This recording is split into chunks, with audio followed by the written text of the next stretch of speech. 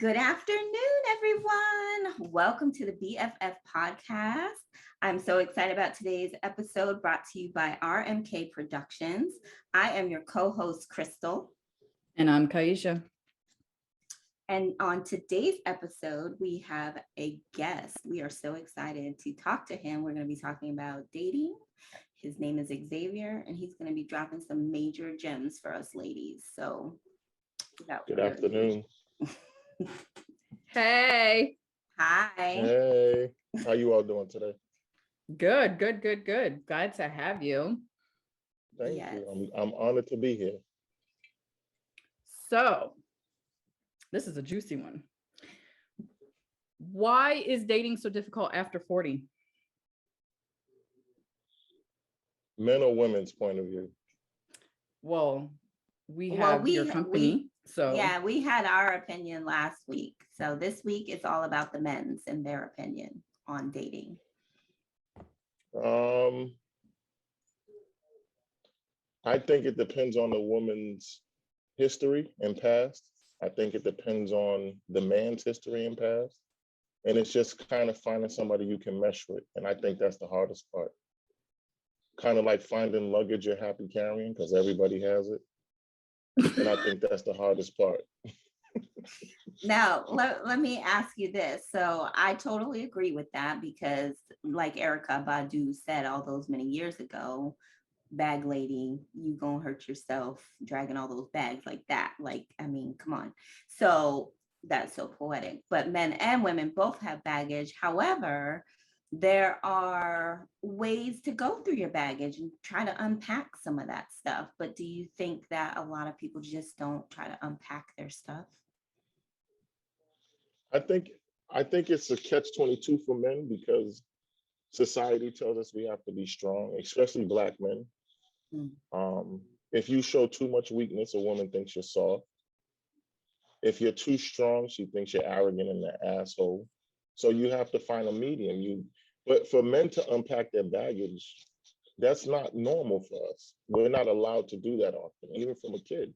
We're not allowed to explore our baggage. We're not even allowed sometimes to talk about it. And then by the time you get into a relationship, that's all you have is your baggage. So there lies part of the problem. But Xavier, I'm gonna admit, I don't like nice guys.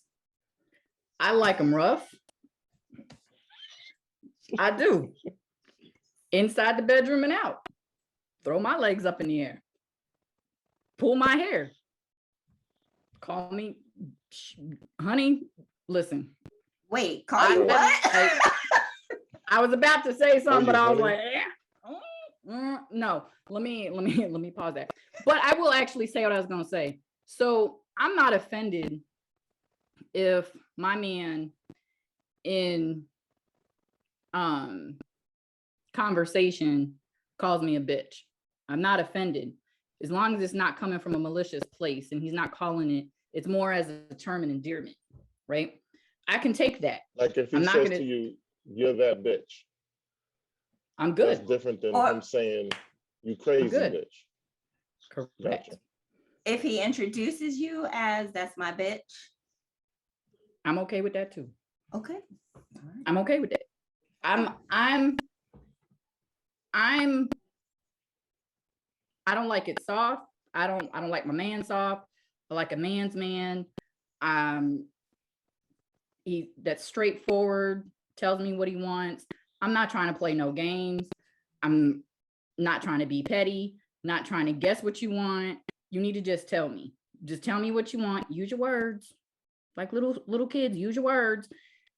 And I'm gonna do the same to you because what energy you give me, I'm gonna give back to you. And I notice not a lot of men can handle that.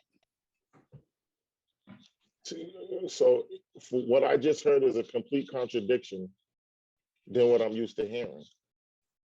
Because at the same time, you want a man to be that way, but you also want a man to listen to you when you've had a hard day at work, when you come home, and you want him to listen to you vent. Right? So how do you balance those emotions? How do you find that line where he can still be tough, but still have an emotional connection to you? Because after all the rough sex and all after he's calling you a bitch and all that, you still have to have some kind of emotional connection in order for that relationship to last. But that's And where you I have gotta to tell him that. Right. I But have you to tell also him, have you to gotta remember, listen. I just want to vent. you Just gotta listen. listen. Don't try to fix. Don't try to fix it, because that's But what you guys tend to do. Is try to fix it. Don't say you guys. Say your Okay. guys. Okay. Your Okay. guys. Okay. Your guys. Okay. Not all guys, but I just, I am okay with saying, hey, I just need to vent, or I'll discuss it later and stuff like that. But I'm also not a big talker about my emotions either. So maybe that's my own baggage. I don't know. So we're not having a lot of conversations like that. But if we are, I'll let you know what you need to do. Do you think it's because of your point of view on men and women? Because that's not normally what we hear. We normally don't hear a woman say, I'm not emotional, or I don't want to talk about my emotions. It's usually the opposite. The reason that men lie to women most of the time is because we don't want to deal with that emotional attack that comes with the truth. You guys do know that, right? We don't lie to you to be malicious. We know if we tell you the truth on Monday, we probably gonna still be talking about it on Friday. So as much as you all say, oh, I can handle the truth, but it's usually a 1 or 2 week thing. Like, we're not built for that. So your emotional rant about not being emotional is a contradiction, because we still have to find the line in order to have some resemblance of a relationship. What would you do if a man cried in front of you, Crystal? If a man cried in front of me? Right. So my situation is a little bit different. Kyeesha and I are not the same when it comes to our relationships and the types of men we like. So I'm running. I can tell you that right now. I'm running. I'm gonna have her answer the question too. Right. There's a reason I wanted to ask you both this question. Right. So I, at this stage in my life, with the work that I have done on myself, I would actually feel honored that he would feel safe enough to be vulnerable with me in a emotional, trying time, because I know that's not the norm. Little boys are told, suck it up, don't you cry. Boys don't cry. Stop crying or I'm gonna give you something to cry about. Be a man. So if he felt safe enough to do that in front of me over a situation, then I would feel finally I have a connection with someone. Kyeesha? She already said she out the door. I do. Listen, okay. I'm not gonna run, but I'm gonna look at you like, okay, because I do haven't. I have. It's not. I don't know if I necessarily have an issue with men crying, but and there's an exception. Death, tragedy. I can understand that. I can take that, but just crying because I'm gonna leave you, or you're emotional about something related to the heart, I can't take it. I can't take it. I'm not going to sit there and tell you to suck. That's a contradiction. That's such a contradiction. How is it a contradiction? You know why? Grief is an emotion, right? When somebody dies, you grieve. That's an emotion. I know love is an emotion too. You leaving a man could be part of grief. So you guys just both said the same. You guys both gave two different answers, but to a man, we hear the same thing all the time. Like you said, Crystal, most women don't recognize, like, that's something that we just don't do. Not in the case of death. I'm talking about just in general, because we know that a woman's going to look at us different. But then when a guy's pushing you against the wall, or he's busting holes in the wall and breaking windows, that's the only outlet he knows about his emotions, because he hasn't had the experience of being able to express them without judgment. Does that make sense? Oh, absolutely. Especially if it was trauma from his mother telling him, or his grandmother, whoever raised him, telling him, you keep crying, I'm a bust you upside your head. And so now he stuffed that emotion down. And then at 20 years old or younger, he's beating people up in school because he never got to express that emotion. Right. So we also got from this that Kyeesha likes bank robbers, so it's okay. Just holding a bag, baby, holding a bag. Yup. But honestly, I used to like very similar types of men. And because I was so emotional, I was always told, you're such a baby. Why are you crying? Like, stop crying. You're so spoiled. You're too emotional. So I stuffed those emotions down in my dating world, but I kept dating the same types of men that would, quote, hurt me. I know I was hurting myself, but in your young mind, you're like, why does he keep hurting me like this? So I knew I had to do the work to figure out, why do I keep going after this type of individual, knowing it's going to give me the same result, which is heartbreak. So gotcha. Yeah. So Crystal, yes, compared to you, which, don't get me wrong, I've heard this many times by many people, my ex-wife and previous boyfriends, that I'm a cold person. I'm a cold person. And no matter how much work I do, I still have that shell. No matter what, I still have that shell. But I think what I've learned is it has to do with the person as well. It really has to do with the other person as well. Like I said, I will meet energy. I am a reflection of you. So there are many times where if I'm not getting something, then I'm not giving something back.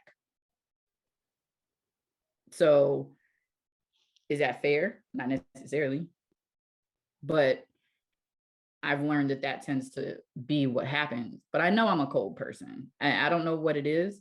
I don't know if it's necessarily my trauma or many years of being a therapist and having to, kind of put that veil up. I'm not sure, but I've heard it. Are you cold or are you guarded? Are you cold or are you guarded? There's a difference. To me, cold means you have no emotions at all. Yeah, no, she's guarded. She's not a cold person. Guarded. Yeah. Right. That makes me feel so good. Thank you. I'm discarded. I mean, even since high school. I'll change my status. Guarded. It's complicated. Guarded. It's complicated.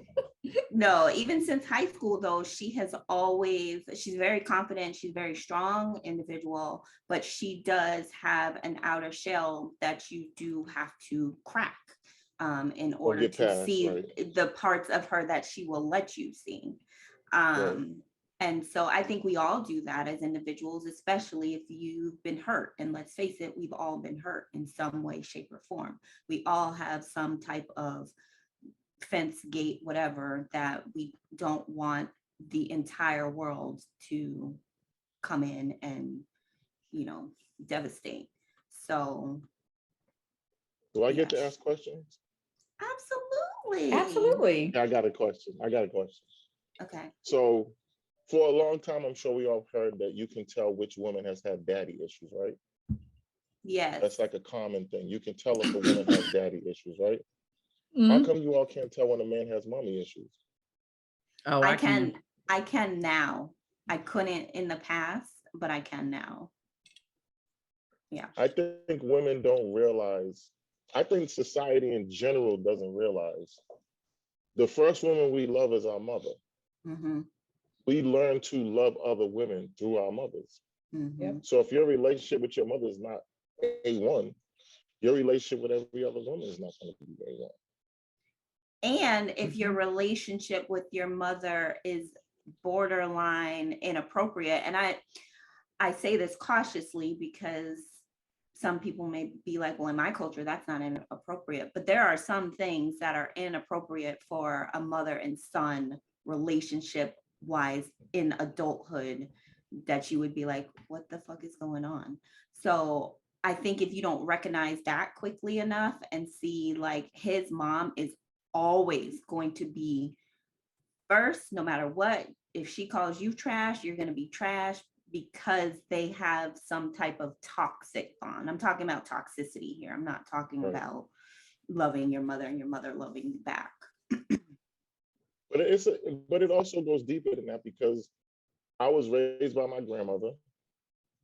I had my mother had me at 15, 16. So I basically grew up with my mother growing up. You know what I mean? So Yes. that dictated a lot of my relationships. That dictated the outcome of a lot of my relationships. And it took me a long time to understand that. And being able to understand the relationship with my mother was something that I was looking for in other women. I didn't have a lot of good relationships. You know what I mean? So I think society doesn't realize sometimes, and I'm only speaking for Black men, I can't speak for anybody else. I think that we have so many variables that it's really hard sometimes to get to know who and what we are. And how do you have a positive relationship if I don't know who and what I am? I can't expect you to know who and what I am. And I think that's True. the line, especially after 40. So if you're 40, Crystal, and I'm 50, we're the same age, pretty much. Yes. You all are always 10 years ahead of us. Simple fact. And I say that to say that sometimes I think women take men for what they think we are and not what we really are. And that's the disconnect after 40. We're not a project. You can't rebuild us. You can't remake us. You can't put a new engine in. We are who we are. And if we don't know who we are, don't take it so personal because you don't know who we are. That's the biggest. That's a good point. As far as I'm That's a concerned. good point. Because I'll be honest, like I haven't known who I was for a long time until I started doing the inner work and really breaking stuff down, childhood wise, being how I was raised. And even though I had a great childhood, if you see me on paper, it's like, wow, like she went to good school, she went to college, like she has it going on. But it doesn't change the fact that my mother worked a lot, my father was an alcoholic, so I had emotional abandonment issues because of their work schedule and his alcoholism.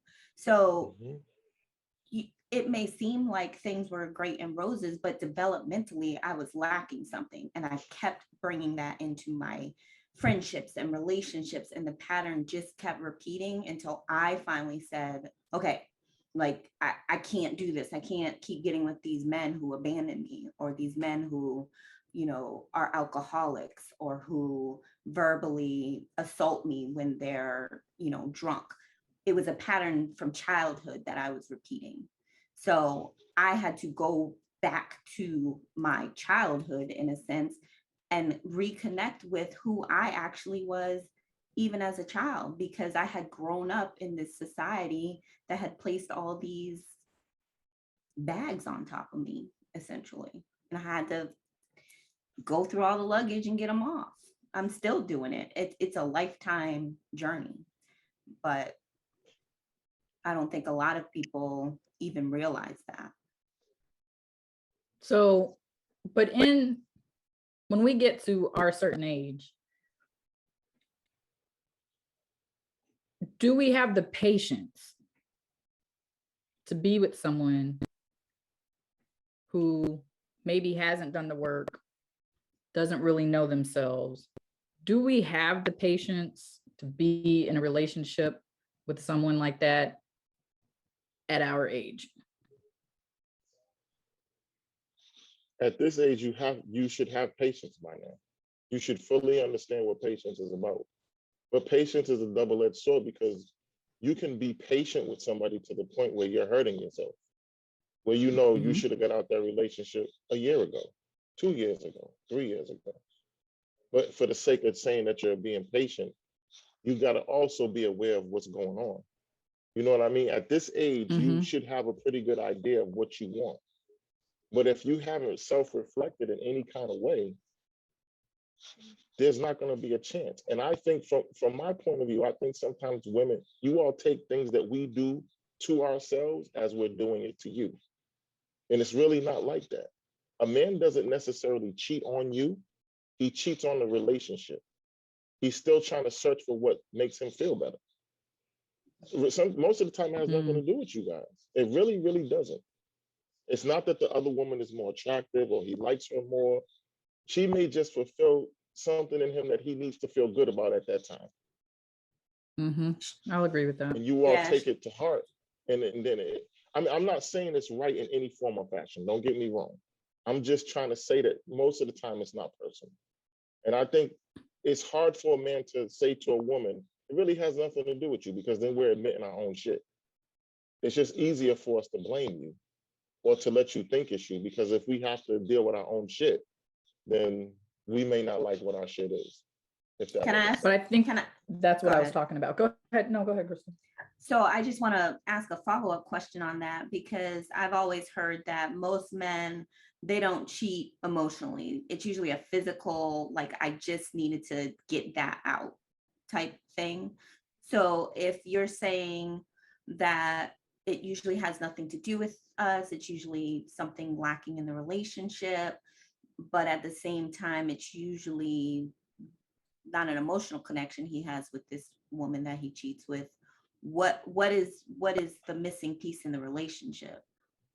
I wouldn't say that it's not always an emotional connection, because sometimes it's exactly that. Okay. So you have a work life, right? Your work life knows what you like to eat. She knows when you like to eat. She knows how you like your coffee. She knows your favorite shirt. She's paying attention. She's at work paying attention, waiting for your girlfriend to mess up or your wife to mess up. So it's not always that it's not emotional, or it's not, because sometimes it really is. You know, people mistake that, because, you know, if being in a relationship is attractive to someone, Yes. and we're not smart enough to fight that off because it makes us feel good. But ladies, when it is about the relationship, you have to take your part in it. And I'm not saying that to be mean, but, you know, if your man comes home, y'all know my favorite thing, and says, hey, you know, can I do A, B, C, and D? And you tell him no, eventually he's going to find somebody that's going to say yes. So you got to rethink your nose a little more. I believe You that. got to rethink what you won't do, because ladies, there's competition out here. And I'm not saying that in a bad way, but, you know, some of these women are pretty savvy. His work life, she might know everything. She might know what you won't do. And when she wants your man, she's going to do what you don't do. So See, but that's because his stupid ass went to work and Yeah. explained my wife is not doing A, B, and C. So this little Jezebel at work says, oh, I'm gonna do this. I'm gonna do what she don't do. So then she does it, and y'all are stupid enough to fall for it. And I say stupid, I'm gonna say that, and I'm gonna say that lightly, because instead of seeing the game that's actually being played, is that you just gave her the answer. You just gave her the answer in order to get you to the finish line. However, here's what normally happens when y'all go after that, right? It's only doing what she's only doing what you said wasn't being done, but she may not be doing everything else. It's the 80-20. Like, turns out, exactly, like it turns out that she can't keep a house, she can't cook, she can't do everything else, but it's like, well, I did all this for you. And that's why they end up being left a lot of times, because it's like, they're like, but I did everything you wanted me to. You did what he told you wasn't being done, but he did. You're not doing. Run. You didn't do the long exactly. Run. Exactly. And I've seen so many guys fall for that, and I'm like, why? Like, why? But you gotta understand that the woman at home has some doing in that. Oh, I absolutely agree with that. I absolutely agree with that. If I come home to you and say, I want to make love with lettuce on the bed. And you say, oh, that's crazy. I'm not doing that. I'm saying ramen or iceberg. Right. Romaine or iceberg. Right.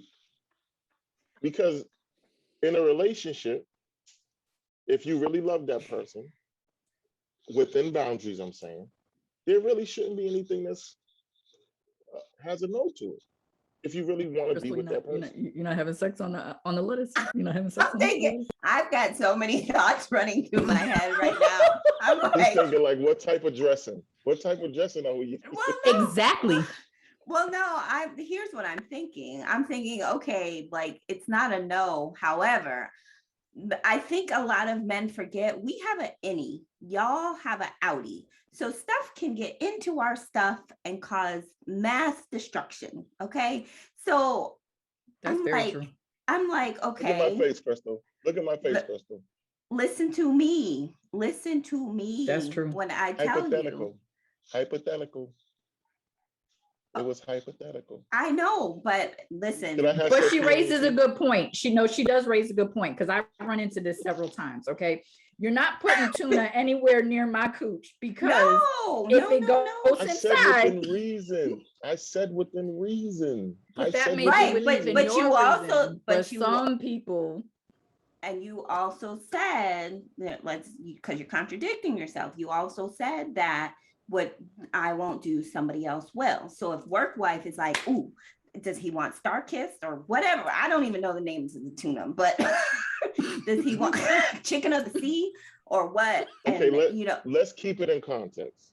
Keep it in context. You're right. Okay. You're absolutely right. But what I'm Somebody saying has asked to put tuna on me. I just want you to know that. So I had to say no. Okay, I never heard the tuna thing, but we're gonna skip right past that. The whole Subway tuna thing throws me off from tuna. So listen, you're on these Facebook dating apps or whatever apps y'all are on, because I am on the dating apps, and there are some interesting characters out there. So I would not be surprised if somebody asked to rub some tuna on me. Yep. I wouldn't be surprised. Like I was a mermaid. But anyway. Mayonnaise or mustard. Anyway. Ooh, I can't stand mustard, so that ain't happening. What I'm saying mustard on tuna? Okay, yes. Some people do that. We digress. Within reason, you have to make it work. Agree. I agree. On both parties. Both parties, you got to communicate to the point where you say, you know what, listen, I may not like that 3 times a week. Let me give it to you 2 times a week, but I'm gonna give it to you. But just a complete no, that's where we start losing each other. If you say, you know, whatever you like, if I'm there with you, then that's what it should be. Within reason. No tuna, but within reason. I agree. But that also comes with trust. You have to trust the person. And you have to be comfortable enough to say, you know what, I know it's just me and you, cool, let's rock out. That's just my opinion. I think we're gonna have to do 2 episodes for this. What do you think, Kyeesha? Yes, and that brings us to our time. Thank you. I'm still caught up in my tuna scenario. I'm still thinking about the lettuce. I'm never gonna look. You're still thinking about the lettuce. See, listen. We can make a sandwich, okay? So thank you. That's our time. I lost my headphone. Can you still hear me? Yeah, we can still hear you. You can still hear me. Good. All right, girl, you got me so. Xavier got me so heated. I can't even do this straight. Okay, so that's our time, ladies and gentlemen. Thank you for listening to the next episode of BFF, Black, Fabulous, and 40. I am your host, Kyeesha. And I'm Crystal. And we will see you again with our guest, Xavier. You cannot find him on social, ladies. Sorry. He is no low findo. So